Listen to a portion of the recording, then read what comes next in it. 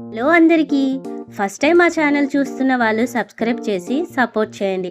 మీ support చాలా అవసరం. And మీరు లైక్ చేసి కామెంట్ చేయడం వల్ల ఈ వీడియో చాలామందికి వెళ్తుంది. అర్జున్ అనే కొంగ తన ఫ్రెండ్ అయిన చిన్నుతో ఇలా అంటుంది.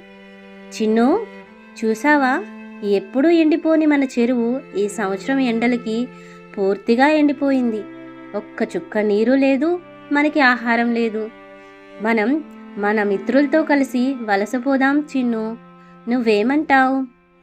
అవును అర్జున్, నిన్న నేను వేటకు వెళ్ళాను. మనం ఎప్పుడూ వెళ్ళే చెరువుకి. కానీ ఆ చెరువులో ఎక్కడో కొంచెం కొంచెం నీళ్లు మాత్రమే ఉన్నాయి. ఒక్క చేప లేదు, ఆహారం లేదు. పక్కనే ఉన్న గ్రామస్తులు ఇలా మాట్లాడుకుంటున్నారు. పొలాలకి నీళ్లు లేవని, త్రాగడానికి నీరు లేదని. వాళ్ళందరూ కలిసి పక్కనే ఉండే గ్రామానికి నీళ్ల కోసం వెళ్తున్నారని ఆ ఊరి పెద్ద మాట్లాడుతుంటే విన్నాను అర్జున్. వాళ్ళు కూడా నీటికి చాలా ఇబ్బంది పడుతున్నారు. రోజు రోజుకి పెరిగిపోతున్న ఎండల వల్ల నీరు తగ్గిపోతుందంట అర్జున్. చెట్లు తక్కువ అవ్వడం వల్ల నీళ్లు లేక నీటి కోసం అవస్థ పడుతున్నారంట అర్జున్. నిన్న కూడా చాలా పక్షులు వలసపోవడం నేను చూశాను. అలా వెళ్తున్న వాటిని చూసి నీతోనే నేను మాట్లాడదాం అనుకున్నాను అర్జున్. మనము కూడా వెళ్దామని. మనము వెళ్ళిపోదాం, ఒక మంచి కొలను చూసుకుందాం. అక్కడ ప్రకృతి బాగా ఉండాలి. మనకి ఎప్పుడూ ఆహారం నిత్యం దొరకాలి. నీరు ఎండిపోకూడదు. అలాంటి చోటని మనం వెతుకుదాం అర్జున్. మనం ఇప్పుడే బయలుదేరితే మన స్నేహితులతో కలవచ్చు. అందరం కలిసి ప్రయాణిస్తే అలాంటి చోటు మనకు దొరుకుతుంది అర్జున్ అంటూ అర్జును ఇంకా చిన్ను అనే తన స్నేహితుడితో కలిసి ప్రయాణం మొదలుపెట్టారు. అప్పటికే వెళ్ళిపోయిన వాటి గుంపుని వెతుక్కుంటూ ఆ రెండు కలిసి ప్రయాణం మొదలుపెట్టాయి. అలా వెళ్తున్న వాటికి ఎక్కడ కూడా వాటి గుంపు అనేది కనిపించలేదు.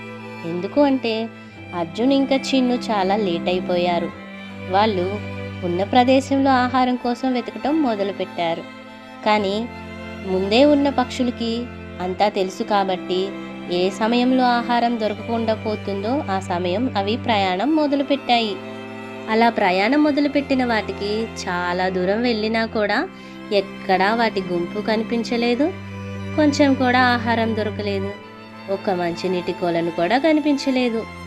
అప్పుడు చిన్ను, అర్జున్, చాలా దూరం వచ్చేసాము, కానీ ఎక్కడ ఆహారం లేదు. నా రెక్కలు నొప్పులొస్తున్నాయి, నేను అలసిపోయాను. మనం ఎక్కడన్నా విశ్రాంతి తీసుకుందాం అర్జున్ అంటూ నీరసంగా చెప్పింది చిన్ను. అప్పుడు అర్జున్, సరే, ఒక మంచి చెట్టు చూసుకొని కాసేపు అలా కొనుక్కు తీద్దాం. చూద్దాం, మంచి చెట్టు దొరుకుతుందేమో చిన్ను.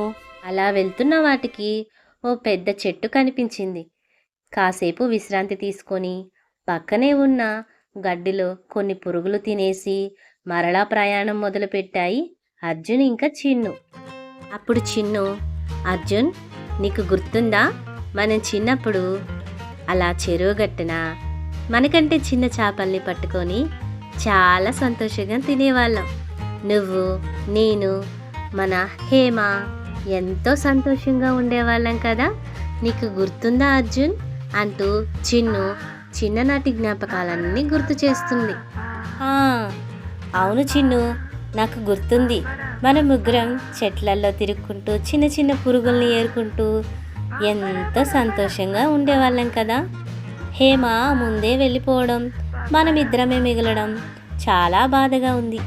ఎప్పుడూ మన ముగ్గురం కలిసిమెలిసి తిరుగుతూ ఆడుకుంటూ ఉండేవాళ్ళం కదా. మనం త్వరగా హేమని మన గుంపుని కనిపెట్టాలి, లేకపోతే ఇంకెప్పటికీ మనం కలవలేము అంటూ అర్జున్ ఇంకా చిన్ను చాలా వేగంగా ఎగరడం మొదలుపెట్టాయి. అలా వెళ్తున్న వాటికి ఒక పెద్ద కొలను కనిపించింది.